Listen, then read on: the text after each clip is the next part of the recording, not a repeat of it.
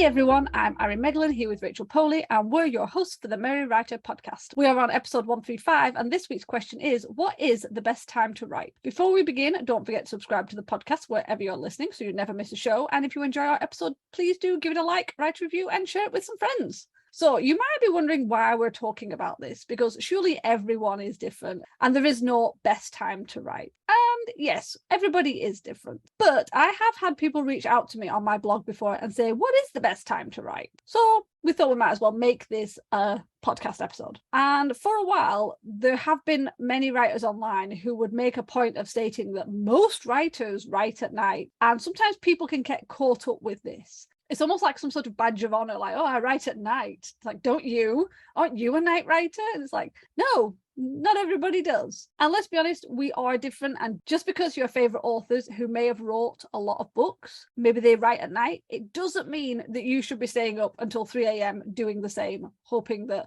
achievements that they had will become your achievements because you're doing exactly what they did. So yeah, that's kind of where this episode is going. It's not exactly about the best time to write. It's more about why people even think that there is a best time to write that's general. That's where we're going with this. I think people get caught up in that montage feeling. Like when authors say that they write super late at night or they get up at the ass crack of dawn and they write super early in the morning, I think people imagine like a movie, like when you're watching a detective movie or you're just watching somebody working on a project and they have a strike of inspiration, the movie just puts on a really cool song and it just montages and shows the person like going through their notes, sticking things up on walls and really, really being productive.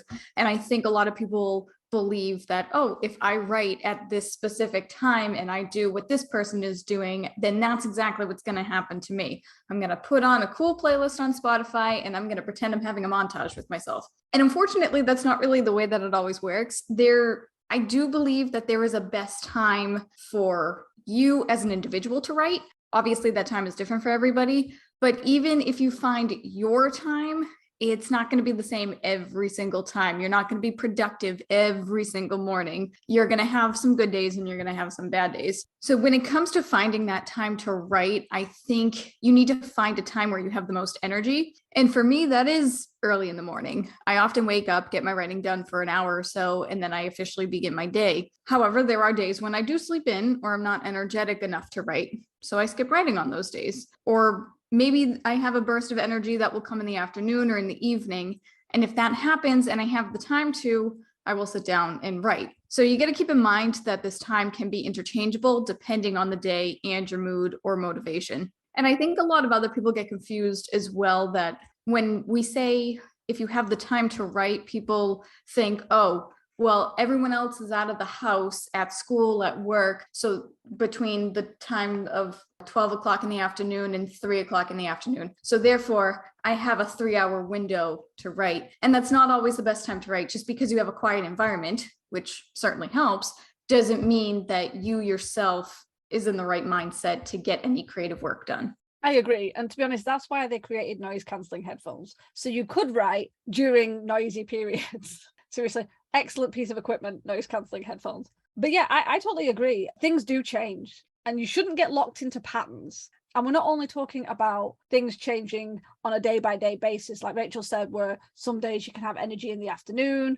some days you can have it in the evening, especially if something happened in the morning. Maybe you had appointments, maybe you had extra work doing in the morning, and then obviously you got more tired and it shifted, and then you had a really good lunch that gave you a nice boost of energy. But we're talking about patterns and things changing on a longer scale as well. So when I was a teenager, and up into my early 20s, I mostly wrote at night. Now, this wasn't because all writers write at night and that's what happens. It was because I was a really bad insomniac. And I was very lucky with my insomnia because there's several different types. And there's the type where you're physically and mentally exhausted and you can't sleep. And then there's the horrible people like me who actually are wide awake and have energy and are just awake at night while also having to get up during the day and have a job. So I was lucky, and I do remember people getting really pissy at me that I wasn't like tired all the time during the night, because I think I got like 3 hours of sleep most nights, and it was enough to keep me going. It wasn't healthy, I don't recommend it, but that's why I wrote at night. Now my writing time has changed, and it's changed a few times. There were times I was writing during the day because that is the only time I had. I had a job where I had to be at the office for like 7:30 in the morning. So I ended up having to write when I came home. And this was after I managed to get past all the insomnia. So obviously I then slept really well at night. So nighttime wasn't a good time. So afternoon and evening were the good times. Now I prefer to at least start writing in the morning, but not stupid early. I'm not one of those, I'm going to get up at 5 a.m. No, that's not me. I like my bed, I like my sleep, and I'm not getting up to write my story. As much as I love it, I'm not doing that. But I find if I get started before 10 a.m., I am much more productive than if I get started at 11:30. It's weird because if I'd have got it into my head that, well, night times are the best times to write because that's what I used to write like, that would have been really bad. As soon as I got rid of the insomnia, I could have forced myself to stay up and made things a lot worse. Now, obviously, like Rachel said, my energy boost is definitely in the morning, especially if I actually remember to have breakfast. Then it's a really good energy boost. So yeah, I don't think you should kind of get yourself tied into knots about, well, I always write at 5 in the morning or I always write at 6 in the evening, because it changes. And as weird as it is, as you get older, it does change. I'm not saying everybody. I know there's always someone who's like, well, not me. But a lot of the times, as you get older, things do change and your rhythms change. So what I'm saying is, just because you wrote at night originally or first thing in the morning, and that's what you did for ages, don't force it if it starts to change. You have to go with what works. You have to go with when you have energy. You have to go with when you have time, if you can. You have to go with fit it in with your lifestyle. Don't go, well, I've always been a night writer, because I think there's even groups where it's like the night writer club, which is fine, but then you can get trapped in those where if it then changes, you might end up losing the group. And it's like, I don't think you would. You can probably still connect with them, but yeah, don't tie yourself or lock yourself into patterns of well, I've always done this, as if that's the be all and end all of everything. No, I think it's so easy for us to get into a rut. Like we have this idea in our heads that we have to write at a certain time. And in some respect, I do think that it does help to write at the same time every single day or close to the same time, because it kind of gets your brain in that mindset. You can get into that routine more easily. But after a while, as Ari said, things do change. And as you get older, your mindset changes and just your lifestyle in general can change. I ended up becoming a morning writer because I had a full-time job and I would go to work at the preschool for 8 hours.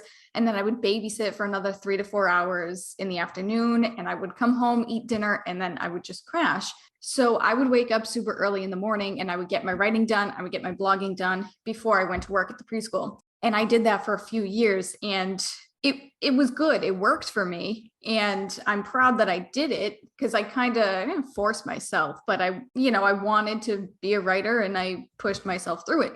But I did get into a rut and it did make me completely burnt out. I was exhausted all the time. And then when I quit my job and I started working from home, I kind of fell out of that because my brain was like, oh, there's no reason for you to get up so early anymore, so you don't have to. And for a while, I actually just stopped writing altogether because I kept telling myself, you have all day. So if I didn't write in the morning, then I'd be like, oh, I'll write after lunch. And then I wouldn't. So I'd be like, oh, you can write after your shower or after dinner tonight. And then I'd be too tired at that point. So I wouldn't. So you got to go with the flow. Once you find out your time, that may work for a week. It may work for a couple of months, maybe a couple of years. But at some point it is going to change and you need to adapt with your lifestyle and adapt with your writing. There's that whole writing and life balance thing that you got to figure out, that you always have to figure out. It's a constant thing. It's not like a one and done. I found the secret of life. Yay. No. It's always going to change. But I am going to say that I think when it does come time to finding a time to write, no matter what's going on in your life, if you have like a certain time and it has to change for whatever reason, I think one of the best things to do is to find a time with the least distractions. And that's not all black and white. Distractions are everywhere and every day is different. But if you like writing in the afternoon and your partner comes home from work for an hour as a lunch break, then you might not want to write during that hour. You might want to eat lunch with them and spend some time with them. I mean, maybe it would work for the two of you, but you might also be tempted to ask how their day is going, or you might end up talking to them while you both make lunch. And then the conversation just keeps going and going, which isn't a bad thing, but it's a distraction. So overall, you need to do what's best for you. So when everybody is out of the house, if you have the time and the energy, then yeah, certainly write. But again, every day is different. So you just kind of need to take it day by day. And I think another thing, this is kind of a side point that I don't know if it'll really make sense with the topic, but I think one of the things you can do when it comes to finding time to write is to know what you're going to write before you sit down and have your writing session. Because if you say, I'm going to write at 1:00 in the afternoon every single day, and then you sit down and you don't know whether you need to edit or outline or, rework a certain chapter or start writing a new scene or whatever, then you're going to be sitting on your butt staring at the computer screen for a really long time. And then before you know it, you didn't get any writing done at all. And it's 4:00 in the afternoon, and you have to start making dinner or something. And then you'll end up starting feeling guilty. And there's this whole snowball effect. And then that's where the whole excuse, I have no time to write, comes from. I kind of went on a rant there, but I think it makes sense. I think it all ties together. No, it does. And I don't feel called out at all with that. No time to write. I think you said, not at all. No. We all do it. But no, Rachel is right. Seriously, having knowledge of what you want to write is super important because you can waste so much time thinking about it. And I know there's a couple of little, I'm gonna jump in and tangent off as well. There are a couple of different ways of doing it. People say like stop in the middle of a sentence so you know where you're going as soon as you sit down the next day. I don't agree with that because there is no way of knowing that my brain is going to think, oh yeah, I know where that sentence was going. And it could have been a really good sentence. And then I come back the next day and it's just a bad sentence because I couldn't remember where I was going. So that's rubbish. But yeah, definitely have an idea of what you're doing. So yeah, 100% agree.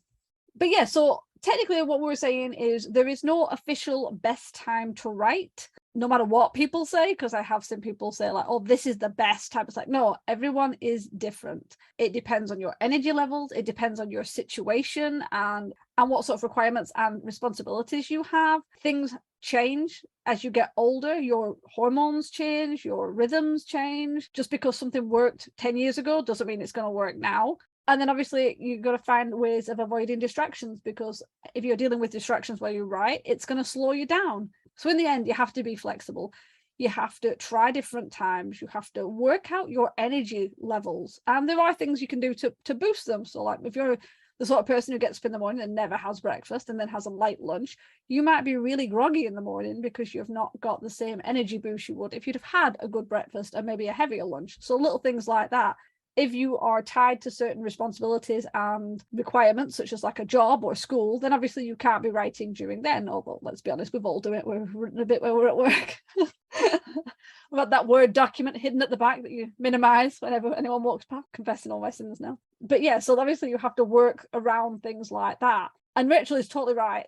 If you can try and write at the same time, either every day or every time, get into the habit of sitting mostly in the same place, writing at the same time, you do kind of rewire your brain to get into the mood for writing.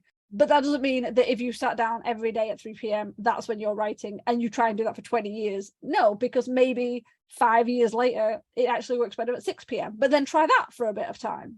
I think what we're saying is try different things. Don't get locked into patterns.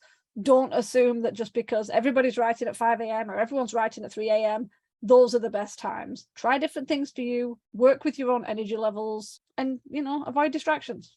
Okay, with that said, let's turn it over to you guys. What is your best time to write? We'd love to chat about it. Tell us your answers in the comments below. Let us know why you found those times to be the best. If you want more of the Merry Writer podcast, then be sure to follow us on Podbean, YouTube, and wherever you're listening. And for as little as $1 a month, you can join us over on Patreon at patreon.com/The Merry Writer Podcast for bonus content. It helps to keep our show going, and we really do appreciate the support. In the meantime, tune in every Wednesday for a new episode of the Merry Writer Podcast where we ask all the right questions. Thanks for listening. Bye. Bye. This podcast is brought to you by Reams of Paper. We are killing trees. The music, titled Inspired, is by Kevin MacLeod, licensed under Creative Commons 4.0.